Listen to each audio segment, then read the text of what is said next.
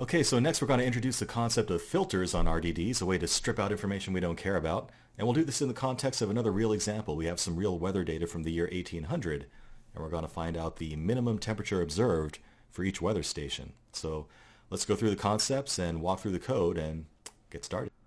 Okay, let's introduce the concept of filtering RDDs next. It's just a way to strip down an RDD into the information you care about and create a smaller RDD from it. It's pretty straightforward, but let's do it in the context of a real example. So we have some weather data from the year 1800 that I've gotten off the internet. And what we're going to do is try to figure out the minimum temperature observed at various weather stations in the year 1800. While we're at it, we'll also use the concept of key value RDDs as well as part of this exercise, so we'll reinforce that from the previous lectures as well. So filter is just another function you can call on a mapper. It transforms it by removing information, potentially, that you don't care about. And in our example, our raw weather data actually includes things like minimum temperatures observed and maximum temperatures for every day, and also the amount of precipitation observed for every day. But all we care about for the problem we're trying to solve is the minimum temperature observed at a given station for the year. So we need to apply a filter that just looks for weather data types of Tmin and allows those to pass through to our new RDD that we're calling min temps, but everything else, like Tmax entries or precipitation entries, will just get discarded. So we can take our parsed lines RDD, filter out anything that's not a Tmin entry, and construct a new min temps RDD out of it. So basically, filter takes a function that returns a Boolean value, true or false. If it comes back true, then that value is passed on to your new RDD. If not, it just gets discarded. It's just that simple. That's all there is to it. Another common example of using filter might be if you're processing log data from a website and you only care about analyzing certain types of events or certain types of transactions or maybe certain kinds of error codes. Filter is a way to strip out all the other stuff in the log that you don't need and then have a much smaller RDD that you can then work on more quickly and more efficiently. So let's take a look at our actual source data here that we're working with. This is real weather data from the year 1800. And the format of our data is a comma-separated list of values on each line, where each line indicates a given observation at a given day at a given weather station. And the format here is weather station ID.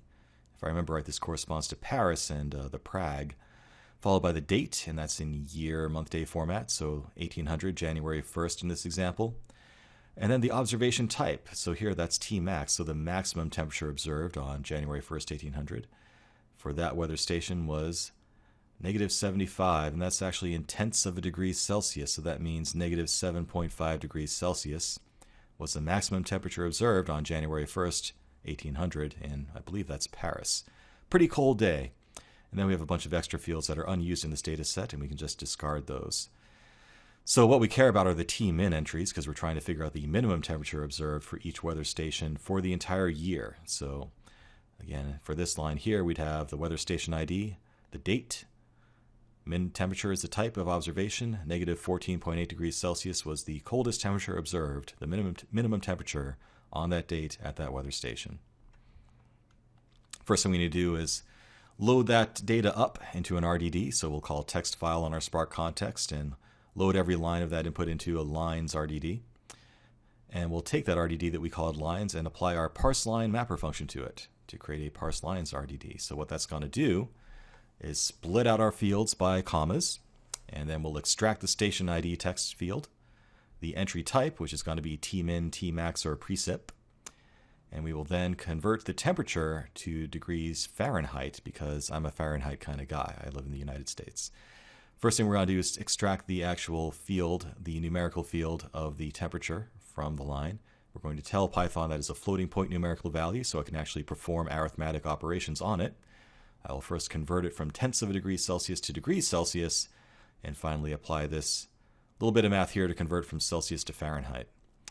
And what I'm going to return is this composite value, this list that consists of the station ID, the entry type, Tmin or precip, and the value of precip, the actual temperature observed. Okay, so basically I've parsed out my input data into something a little bit more structured, where the new values are these composite values that consist of a station ID, the entry type, and the temperature. Okay, so that's what my new RDD contains. One of these for every observation seen for every weather station ID on every day of the year. All right, now I'm going to call a filter on it. Now you remember that we stored the entry type in field number 1. We start counting at 0, so field 0 is the station ID, 1 is the entry type, 2 is the temperature. So if we see Tmin in field number 1 of our value, we are going to let that pass. Otherwise, we will discard it. So what we're going to end up with here is a new RDD called min temps that contains only Tmin entry types, observations. And the actual format of the RDD will be the same. We're still going to have station ID, entry type, and temperature composite values here, lists, if you will. But we're only going to have entry types that contain Tmin at this point. Okay? So, given that everything in our RDD consists of Tmin, we don't really need that Tmin anymore, so we can strip those out now. And we're going to apply a new map to our RDD that does exactly that. So we're just going to transform every composite value to a new one that just consists of 2 values, which is the station ID and the temperature. And at this point, we have a key value pair in our new station temps RDD. Since we're down to just 2 values, our key is the station ID and the value is the temperature observed, which again at this point is in Fahrenheit. So at this point, for every day of the year, we have a minimum temperature observation for a given station ID. Finally, since we want to find the minimum temperature for the entire year for every station, we can call reduce by key to do that. So that's going to aggregate together every minimum temperature observed for every weather station ID.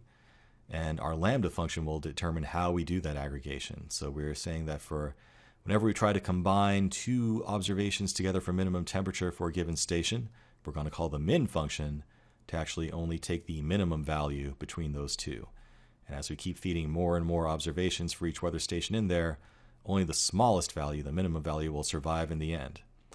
So at the end, we have our final result. We have a min temps RDD that's going to be reduced by key. So all we have is 1 entry for every weather station ID that contains the minimum temperature observed throughout the entire year for each weather station. Finally, we need to call the collect action to actually kick it all off and make Spark go do something, and collect the results into a regular Python list called results.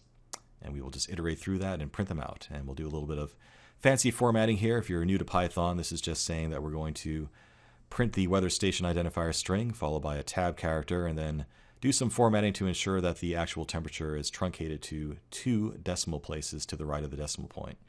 And we'll stick the letter F at the end just to indicate that the result is in Fahrenheit and not Celsius. So let's go look at the code and actually run this thing and see what it does. All right, so that's how we're going to use filters to actually boil down the minimum temperature observed for each weather station, and we'll use the key values to do that and reduce by key to actually boil down the final results just like before. So let's dive into the code. It's going to make a little bit more sense when you see it all together. So let's take a closer look and actually run it and see what the answer is.